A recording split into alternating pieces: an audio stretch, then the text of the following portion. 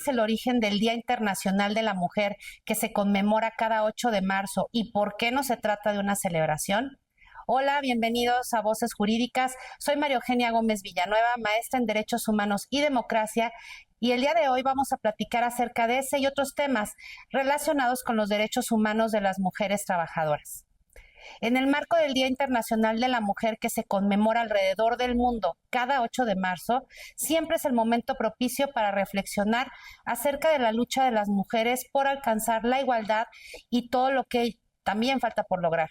Esa fecha representa una reivindicación mundial por la igualdad de derechos entre mujeres y hombres. La ONU celebró su primer Día Internacional de la Mujer de manera oficial el 8 de marzo de 1975, Año Internacional de la Mujer, y 2 años después la Asamblea General adoptó una resolución proclamándolo oficialmente. Este especial día, en palabras de la ONU, se refiere a las mujeres como artífices de la historia y hunde sus raíces en la lucha plurisecular de la mujer por participar en la sociedad en pie de igualdad con el hombre. Ese día encuentra sus orígenes en las manifestaciones de las mujeres que desde mediados del siglo XIX y comienzos del siglo XX reclamaban el derecho al voto, mejores condiciones de trabajo y, por supuesto, la igualdad.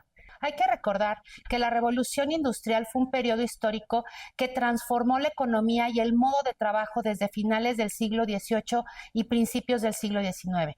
Sin embargo, uno de los problemas más grandes era que muchas mujeres eran explotadas y ninguna ley las protegía. La vida de la mujer en Occidente a mediados del siglo XIX era una continua historia de limitaciones, ni derecho a voto, ni a manejar sus propias cuentas, ni sus vidas, ni formación, y con una esperanza de vida mucho menor que la masculina por los partos y los malos tratos. En un contexto de industrialización temprana de las fábricas, las trabajadoras, en su mayoría, como les dije, eran mujeres y también niños, celebraron sucesivas manifestaciones para exigir mejores condiciones de trabajo y salarios, jornadas laborales más cortas y la prohibición del trabajo infantil. En Estados Unidos, por ejemplo, el movimiento obrero estuvo liderado por sectores de la minería, del ferrocarril, de la tejeduría y la confección en una economía industrial inestable y marcada por las crisis. A su vez, muchas fábricas cerraban las puertas de los establecimientos durante las horas de trabajo, tapaban los relojes y controlaban las idas a los baños para desmotivar ese atractivo de las organizaciones y monitorear la permanencia de los trabajadores. Un hito relevante en Estados Unidos se remonta a 1848, pues muchas mujeres indignadas por la prohibición que les impedía hablar en una convención contra la esclavitud, lideradas por dos activistas estadounidenses, congregaron a cientos de personas en la primera Convención Nacional por los Derechos de las Mujeres en Nueva York. Así nació el movimiento femenino. En marzo de 1857, las mujeres que trabajaban en la industria textil, que eran llamadas garment workers, organizaron en Nueva York una huelga. Ellas luchaban para que hubiera salarios más justos, condiciones laborales más humanas. Sin embargo, al momento de alzar la voz, fueron reprimidas y encarceladas. En 1903, en este escenario, surgió la Liga Sindical Femenina, una organización de trabajadoras asalariadas estructurada por mujeres socialistas, sufragistas y profesionales liberales norteamericanas. El último domingo de febrero de 1908, las mujeres de este sindicato celebraron una manifestación denominada Día de la Mujer, reivindicando el derecho al voto, mejores condiciones laborales y la prohibición del trabajo infantil. El eslogan que utilizaron fue pan y rosas, ya que el pan representaba la seguridad económica y las rosas una mejor calidad de vida. El acto se repitió el año siguiente en Manhattan, donde se reunieron miles de personas. A principios del siglo XX, paralelamente a las protestas norteamericanas, las trabajadoras organizaron movimientos en diversas partes del mundo, como Alemania, Austria y Rusia. Un momento destacado fue la participación de la alemana Clara Zetkin, que era miembro del Partido Comunista Alemán, en el segundo Congreso Internacional de Mujeres Socialistas que tuvo lugar en 1910 en Copenhague, Dinamarca. En aquella ocasión, Zetkin propuso la creación de un Día Internacional de la Mujer, pero no se definió una fecha precisa. Posteriormente, la fecha se llevó a cabo por primera vez el 19 de marzo de 1911 en Austria, Dinamarca, Alemania y Suiza. Sin embargo, hay otros acontecimientos que acabaron consolidando la fecha actual del Día de la Mujer. Uno de ellos fue el incendio que asoló la fábrica de textiles en Nueva York el 25 de marzo de 1911. En aquella época, la empresa empleaba 600 trabajadoras, en su mayoría mujeres judías e inmigrantes europeas, con edades comprendidas entre los 13 y los 23 años. El día del incendio, algunas puertas de la fábrica, que ocupaba los 3 pisos superiores de un edificio de 10 plantas, estaban cerradas para impedir que las trabajadoras salieran a la huelga. Murieron 146 personas, de las cuales 125 eran mujeres y 21 hombres. Pero el momento más importante, considerado por las especialistas, fue una huelga organizada por las obreras rusas de la industria del tejido, que se celebró con el apoyo de los obreros metalúrgicos. El 8 de marzo de 1917, que correspondía al 23 de febrero en el calendario juliano que era adoptado por Rusia en ese entonces, unas 90,000 trabajadoras se manifestaron contra las malas condiciones de trabajo, el hambre, la participación rusa en la guerra y también contra el zar Nicolás II. La protesta se conoció como Pan y Paz y fue considerada como uno de los primeros momentos de la revolución bolchevique. Después de esos acontecimientos, el 8 de marzo fue elegido constantemente como Día Conmemorativo de la Mujer y se consolidó en las décadas siguientes. Por su parte, los derechos de las mujeres trabajadoras han tenido una importancia decisiva en el mandato de la Organización Internacional del Trabajo para promover la justicia social desde su fundación en 1919. Una de las primeras acciones de la reunión inaugural de la Conferencia Internacional del Trabajo fue la adopción del Convenio sobre la Protección de la Maternidad, que es el número 3. En 1956, el Consejo de Administración de la OIT llevó a cabo en Ginebra la reunión de expertos sobre el empleo de las mujeres y alrededor de ese año, entre 1951 y el 58, se adoptaron 2 convenios relevantes. El 100 sobre la igualdad de remuneración, ratificado por México en 1952, que estableció el derecho de igualdad de remuneraciones para las mujeres y los hombres. Este convenio fue un hito de la historia de la OIT y para los derechos de las mujeres en todo el mundo, que cuenta con una ratificación casi universal, así como el convenio número 111 sobre la discriminación en el empleo y la ocupación, que México ratificó en 1961 y que fue más allá de la cuestión de la remuneración para abarcar la discriminación en un sentido más amplio. En los años anteriores a la adopción de la Convención de las Naciones Unidas sobre la eliminación de todas las formas de discriminación contra la mujer, esto es la CEDAW, en 1979, hubo una oleada de protestas que demandaban igualdad de retribución y de derechos. En la propia CEDAW se incluye una referencia a las normas de la OIT. 2 años después, la Organización Internacional del Trabajo dio un paso más al adoptar el convenio sobre los trabajadores con responsabilidades familiares, el 156, cuyo objetivo era garantizar igualdad de oportunidades y trato entre trabajadores y trabajadoras. Este convenio no ha sido ratificado por México. La Declaración de la OIT relativa a los principios y derechos fundamentales en el trabajo de 1998 comprometió a los Estados miembros a respetar y promover los principios y derechos en 4 áreas, hayan o no hayan sido ratificados los convenios pertinentes.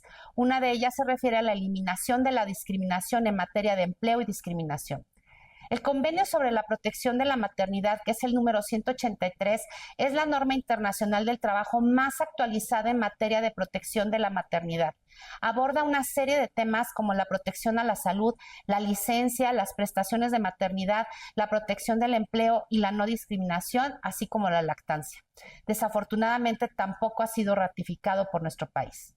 La Declaración de la OIT sobre la justicia social para una globalización equitativa es una de las declaraciones de principios y políticas de mayor alcance. Expresa una visión contemporánea del mandato de la OIT en la era de la globalización e incluye la igualdad de género y la no discriminación como cuestiones transversales.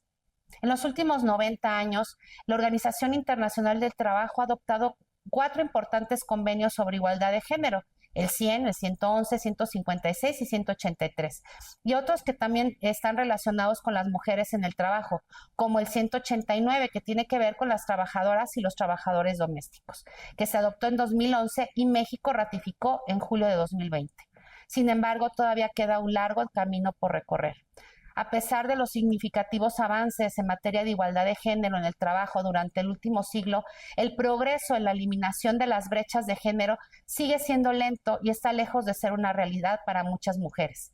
En colaboración con sus mandantes, la Organización de Naciones Unidas y los asociados para el desarrollo, la OIT está implementando una agenda transformadora sobre igualdad de género, igualdad de trato y oportunidades para todos. Esto incluye, en términos generales, la promoción de la igualdad de género, la no discriminación y la inclusión, la reducción de la brecha salarial, la promoción del trabajo decente, la economía del cuidado y la erradicación de la violencia y el acoso en el mundo del trabajo. En 2019 se adoptó el convenio número 190 de la OIT, que ratificó México en julio de 2022. Es el primer tratado internacional que reconoce el derecho de toda persona a un mundo laboral libre de violencia y acoso, incluidos la violencia y el acoso por razón de género. Por otra parte, la economía del cuidado está creciendo a medida que aumenta la demanda de cuidado de los niños y de las personas de edad en todas las regiones, por lo que creará numerosos empleos en los próximos años. Sin embargo, el trabajo de cuidados en todo el mundo sigue estando caracterizado por la falta de beneficios y protecciones, por bajos salarios o nula compensación y por el riesgo de sufrir daños físicos y mentales y en algunos casos abuso sexual. Es evidente que se requieren nuevas soluciones a la prestación de cuidados en dos frentes, por lo que hace a la naturaleza y la facilitación de políticas y servicios de cuidado y en términos de las condiciones en que los cuidados se prestan. La resolución de la OIT relativa al trabajo decente y la economía del cuidado fue adoptada por la Conferencia Internacional del Trabajo durante su reunión en junio de 2024. Esta resolución histórica marca el primer acuerdo tripartito internacional sobre esta cuestión crítica y destaca las conexiones esenciales entre la economía del cuidado, la igualdad de género, el trabajo decente, el desarrollo sostenible y la justicia social. Subraya la urgencia de actuar para garantizar el trabajo decente en la economía del cuidado y promover el acceso a cuidados y apoyos de calidad para todos. Esa resolución proporciona una concepción común de la economía del cuidado, principios rectores y recomendaciones de política y refuerza la función de liderazgo mundial de la OIT para hacer avanzar la agenda a nivel mundial, regional y nacional. En el ámbito nacional, el derecho a la igualdad de las mujeres trabajadoras formalmente se encuentra actualmente protegido en diversas normas, como el artículo 123 constitucional y en la propia Ley Federal del Trabajo, entre otros ordenamientos. Pero en 1917 se estableció en la Constitución Federal una norma que permaneció hasta 1974. Directamente prohibía que las mujeres desempeñaran trabajo nocturno industrial, trabajo en establecimientos comerciales después de las 10 de la noche y labores insalubres o peligrosas. Esto incluía, según la Ley Federal del Trabajo de 1931, trabajos en expendios de bebidas embriagantes de consumo inmediato o relacionados con la reparación de máquinas o mecanismos en movimiento, o los trabajos subterráneos y submarinos, entre otros. Esto es, en la Constitución y la ley se le imponían toda una serie de restricciones a las mujeres en relación con los trabajos que podían desempeñar. Si bien la Constitución establecía desde 1917 que ninguna persona podía impedírsele que se dedicara a la profesión, industria, comercio o trabajo que le acomodara, siendo lícitos, la propia Constitución contemplaba una excepción a esa norma, aquella referente a las mujeres y a los hombres. Este tipo de diferencia eran comunes. Las leyes mexicanas daban un trato diferente a los hombres y a las mujeres. Dentro del matrimonio tenían obligaciones distintas. En el ámbito laboral, la mujer tenía restricciones que el hombre no. En la esfera política, la mujer no era considerada ciudadana y no podía votar ni ser votada. En 1953, después de varios intensos debates, la Constitución Federal se reformó para finalmente reconocer a las mujeres la ciudadanía y así poder ser votadas y votar en las mismas condiciones que los hombres. Ahí donde el artículo 34 simplemente decía son ciudadanos los mexicanos, ahora decía son ciudadanos los varones y mujeres y el objetivo es que no quedara duda que las mujeres estaban incluidas en la ciudadanía. Si bien esto cambió el mundo de la política, permanecían muchas otras distinciones en la ley como las laborales. Tuvieron que pasar 21 años más para que se reformara la Constitución y erradicar esas diferencias. El impulso político detrás de esa reforma en 1974 fue porque México fue seleccionado como sede de la primera Conferencia Mundial sobre la Mujer. El orden jurídico mexicano tenía que estar acorde al espíritu del evento. Por esa razón se aprobó una gran reforma en 3 modificaciones a la Constitución.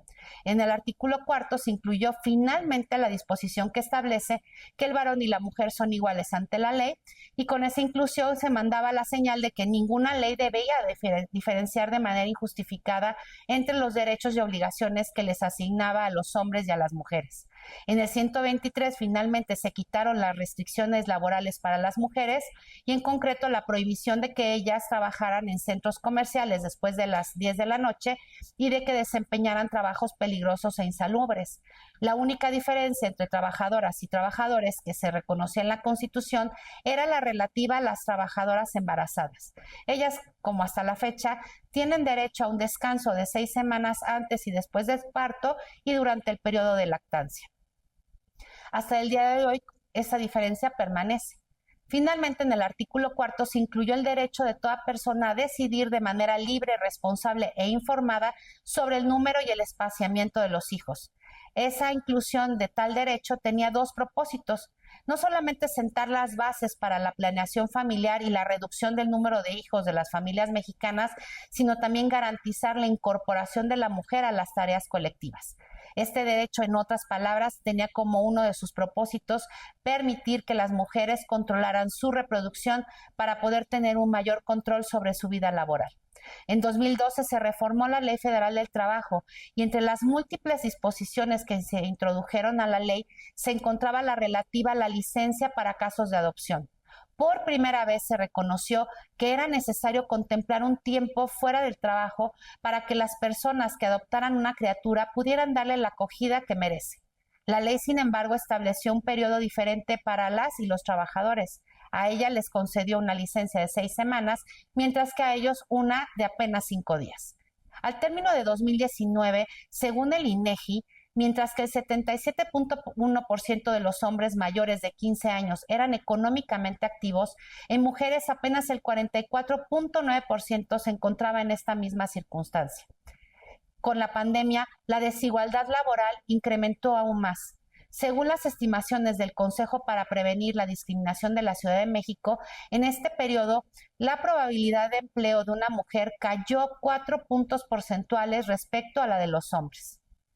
A pesar de que la Constitución y los tratados internacionales son claros en que los derechos de las personas no deben condicionarse por el género, existen una multiplicidad de normas y actos que eso es precisamente lo que hacen.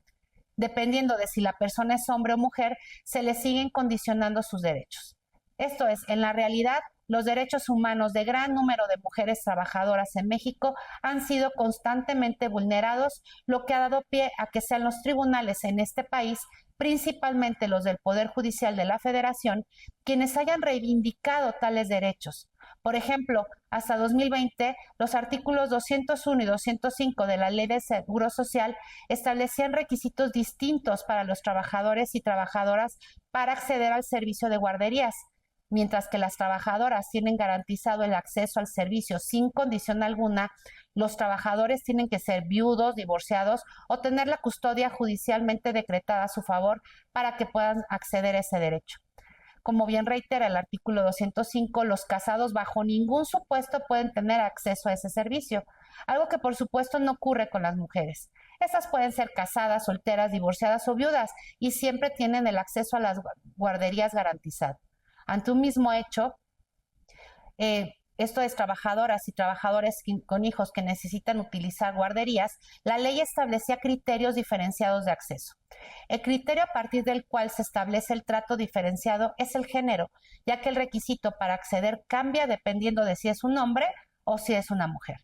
Estos artículos fueron impugnados ante la Suprema Corte de Justicia de la Nación en el amparo en revisión 59/2016, que fue resuelto en junio de 2016, en donde la segunda sala sostuvo que los mencionados artículos de la Ley del Seguro Social eran inconstitucionales, pues negaban a los trabajadores el acceso a un servicio que a las trabajadoras se les garantizaba sin que existiera una justificación para ese trato diferenciado.